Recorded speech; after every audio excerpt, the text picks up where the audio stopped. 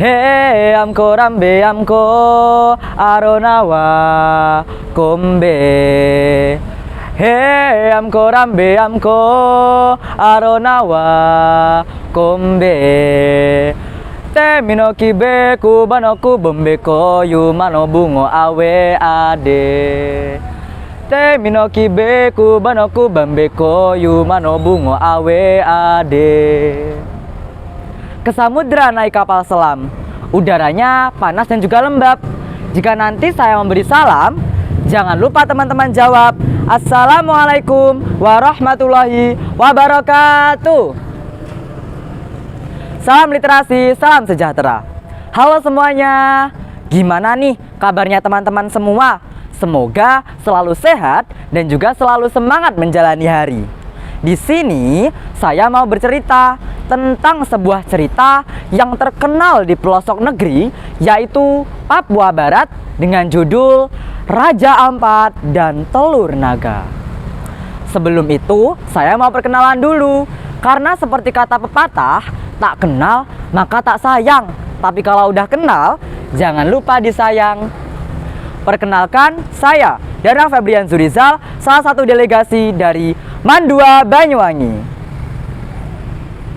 Nah, apakah teman-teman sudah siap mendengarkan cerita dari saya? Yuk kita mulai.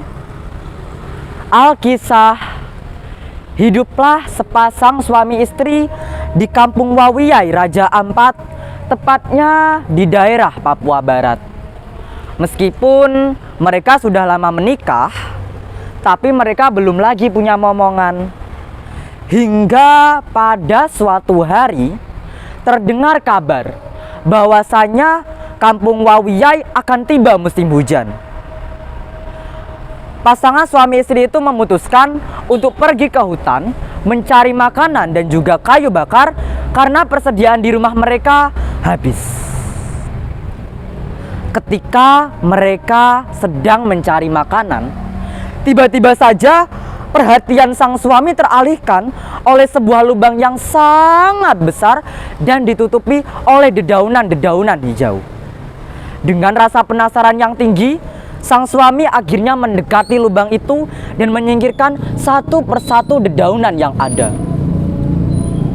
Begitu terkejutnya ia ketika melihat 6 butir telur yang ukurannya lebih besar daripada ukuran telur pada umumnya tengah berada di dalam lubang itu. Sontak ia langsung memanggil istrinya. Istriku, istriku, cepatlah kemari. Lihatlah apa yang aku temukan, teriak sang suami.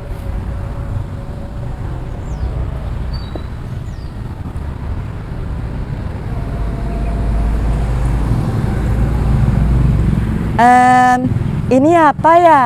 Sepertinya ini telur-telur elang, jawab sang istri.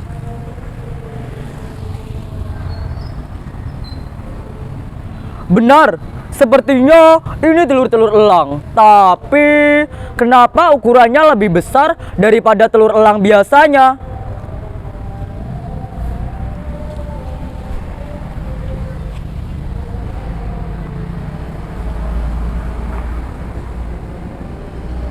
Tidak apa-apa suamiku, mungkin saja ini anugerah dari Tuhan untuk kita agar bisa mengenyangkan perut kita. Bisakah kita membawa telur-telur ini ke rumah suamiku?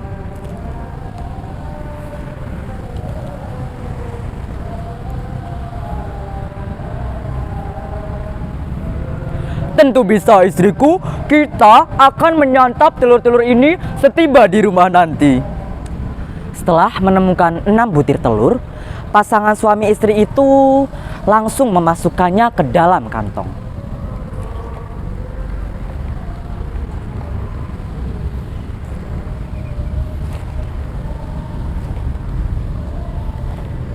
Lalu mereka membawanya pulang ke rumah. Setibanya mereka di rumah, sang suami langsung menaruh barang bawaannya di belakang rumah. Sedangkan sang istri langsung pergi menuju dapur untuk meracik bumbu dan mempersiapkan persiapan-persiapan yang lain untuk memasak telur itu. Dibantu oleh sang suami, keduanya meracik bumbu dengan sangat bahagia sembari membayangkan begitu lezatnya telur itu setelah nanti sudah matang. Tiba-tiba mereka mendengar sesuatu.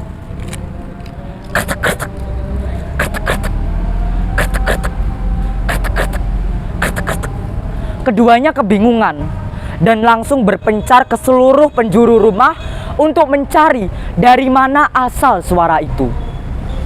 Ketika sang suami mencari asal suara tersebut, begitu terkejutnya ia ketika melihat 5 dari 6 telur yang ia temukan retak dan muncul tangan manusia, kaki manusia, bahkan kepala manusia dari dalam telur-telur itu.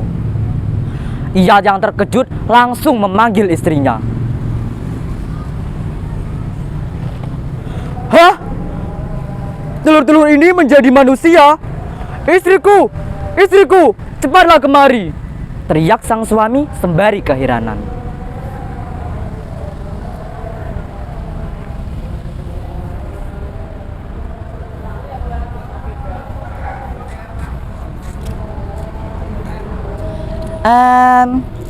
Sebentar suamiku, aku ke sana." Mendengar teriakan dari sang suami, sang istri pun langsung memberhentikan aktivitasnya dan menghampiri sang suaminya. Ia juga ikut terkejut ketika melihat 5 dari 6 telur temuannya pecah dan keluar bayi-bayi dari dalam telur tersebut. Mereka beranggapan bahwa bayi-bayi ini bukanlah bayi-bayi biasa. Bayi-bayi ini pasti utusan dari raja dan juga dari kayangan untuk mereka rawat. Perlahan rasa terkejut di wajah mereka menghilang dan berubah menjadi rasa bahagia. Karena kini mereka mempunyai momongan sebanyak 5 bayi, 4 bayi laki-laki dan 1 bayi perempuan. Mereka lalu memberi nama War, Dohar, Betani dan juga Muhammad untuk anak laki-laki, lalu Pintole untuk anak perempuan.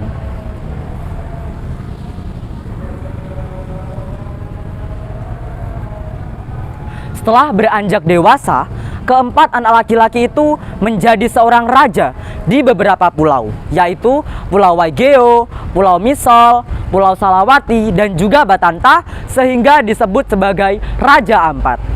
Sedangkan satu-satunya anak perempuan, yaitu Pintole, karena pada suatu hari ia ketahuan tengah bermesraan dengan seorang pria dan mengandung anak haram dari pria itu. Akhirnya ia diasingkan di Pulau Numfor dan menghasilkan keturunan di pulau tersebut. 1 telur yang tersisa telah mengeras menjadi sebuah batu. Telur itu sampai saat ini diberlakukan layaknya seorang raja. Telur itu dimandikan, diberikan tempat bersemayam, lengkap dengan 2 batu sebagai penjaga di sisi kanan dan juga sisi kiri pintu masuk. Telur tersebut tidak dapat kita lihat setiap saat kecuali 1 tahun sekali, yaitu pada penyelenggaraan upacara adat dan pembaptisan suku KW. Nah, beberapa nilai moral yang dapat kita temukan dari cerita saya hari ini adalah: yang pertama, jangan pernah berhenti berdoa dan juga berharap kepada Tuhan Yang Maha Esa, karena yakinlah bahwa Tuhan akan selalu mengabulkan permintaan kita. Yang kedua, patuh dan taatlah kepada kedua orang tuamu, karena merekalah yang membesarkanmu hingga kamu bisa besar seperti ini. Dan yang terakhir, jangan pernah terpengaruh oleh cinta buta, karena cinta buta bisa memporak-porandakan dunia, apalagi masa remaja. Itu saja cerita saya hari ini. Jika ada salah, mohon dimaafkan. Jika ada rasa, mohon diungkapkan. Hidup kesepian tanpa kekasih. Cukup sekian dan terima kasih. Saya, Danang Febrian Zurizal, salah satu delegasi dari Mandua Banyuwangi, mengucapkan sampai jumpa dan pamit undur diri. Wassalamualaikum warahmatullahi wabarakatuh.